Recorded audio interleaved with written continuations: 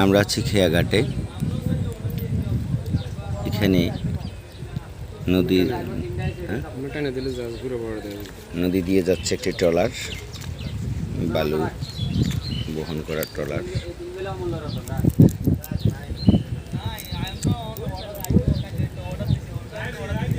চমৎকার এক দৃশ্য। আমরা আছি উত্তর পাড়ে, দক্ষিণ পাড়ে হচ্ছে খেয়াঘাট, উত্তর পাড়ে রিভার ভিউ। এখানে আমাকে যে জিনিসটা খুব আকর্ষণ করেছে সেটা হচ্ছে এই যে বাড়িটা। এই বাড়িটা একেবারেই নদী সংলগ্ন, ব্রিজ সংলগ্ন। নদীটা একেবারে নদী থেকে সরাসরি মুক্ত বাতাস বাড়িতে লাগছে। আবার পাহাড়ের একটা সুবিধা বা পরিবেশের আবহাওয়া সৃষ্টি করতেছে। ব্রিজের গোড়ার উঁচু মাটির স্তূপগুলো বা ভরাট করতে হয়েছে ব্রিজের প্রোটেকশনের জন্য। ব্রিজের ঢালে বা একটু নিচের দিকেও বলা যায় বাড়িটা হওয়ার কারণে বাড়িটা যথেষ্ট সুন্দর লাগে। এই যে মুরগিরা চড়ছে, এখানে মুক্তভাবে চড়ছে মুরগিরা, মোরগ ডাকছে। এই বাড়িটা অত্যন্ত স্বাস্থ্যকর বটে, কারণ হচ্ছে যে একেবারে নদী সংলগ্ন হওয়ার কারণে, আবার এখানে প্রাকৃতিক পরিবেশ আছে। তারা এখানে কৃষিকাজ করতেছে, যে এখানে বিভিন্ন আমাদের আঞ্চলিক ভাষা বলে ধইঞ্চা গাছ, এটা সঠিক যেটা আমার জানা নেই। আর আশেপাশে মুরগির বাচ্চা নিয়ে চড়তেছে, খাবার খুঁজতেছে, খাবার খাচ্ছে, খুব ভালো লাগতেছে।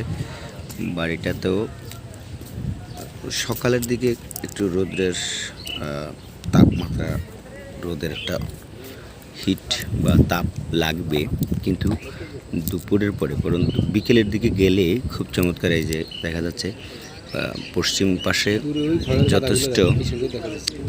যথেষ্ট বাগানের মতো বাঁশবাগান এবং বিভিন্ন গাছ থাকার কারণে এখন একেবারেই ঘন ছায়া।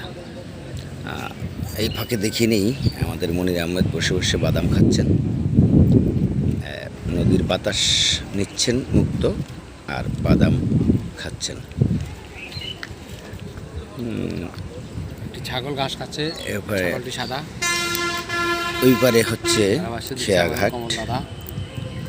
খেয়াঘাটে যে কিছু লোকজন দেখা যাচ্ছে।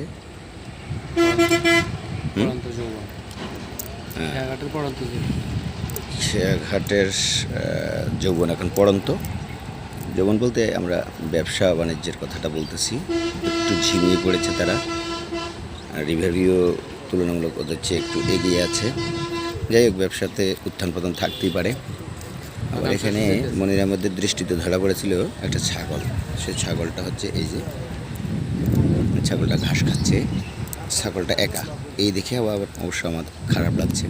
আর যদি একটা ছাগল পাশে থাকলে ওকে আর একাকিত্বটা অনুভব করতে হতো না।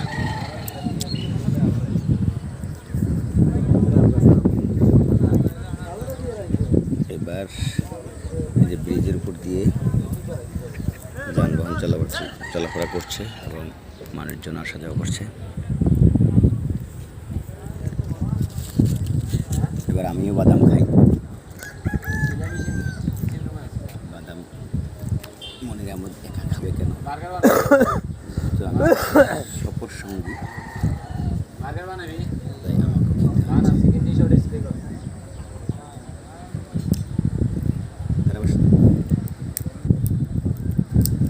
দাদার বাদাম খেতে নাই বাদা।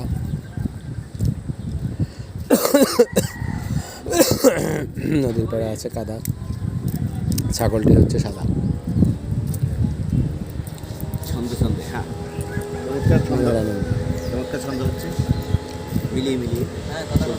সাথে আছে পুষ্টি জল, একটু পরে খাবো সিম ফল।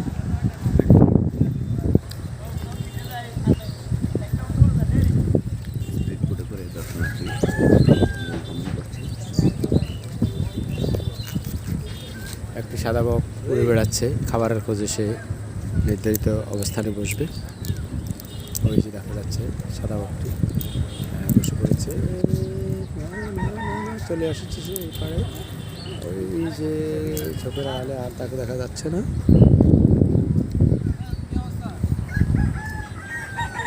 গাছে ধরেছে আম।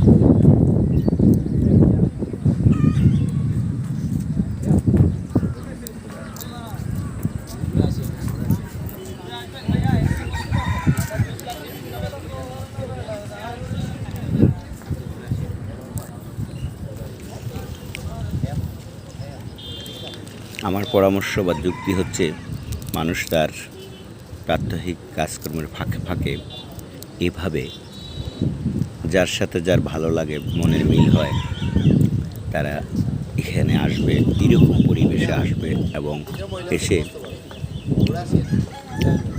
দুদণ্ড সময় কাটালে ক্লান্তি দূর হয়, মন প্রফুল্ল থাকে, শরীর স্বাস্থ্য ভালো থাকে।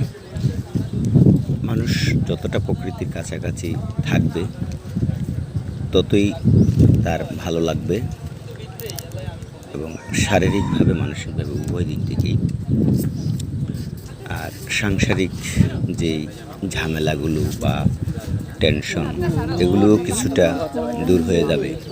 তাই সবার প্রতি পরামর্শ, আপনারা সুযোগ পেলেই নিজের জন্য কিছু সময় বের করে নেবেন, কারণ দিন শেষে আপনিই শুধু আপনার, আর বাকি সব স্বার্থের কারণে আপনার আশেপাশে থাকে। তাই নিজের প্রতি যত্ন নিন, নিজের প্রতি খেয়াল নিন, সেই সাথে নীতি নৈতিকতার সাথে চলবেন, সত্য সুন্দরের সাথে থাকবেন, যুক্তি দিয়ে সব কিছু মানার বা বোঝার চেষ্টা করবেন। ধন্যবাদ সবাইকে।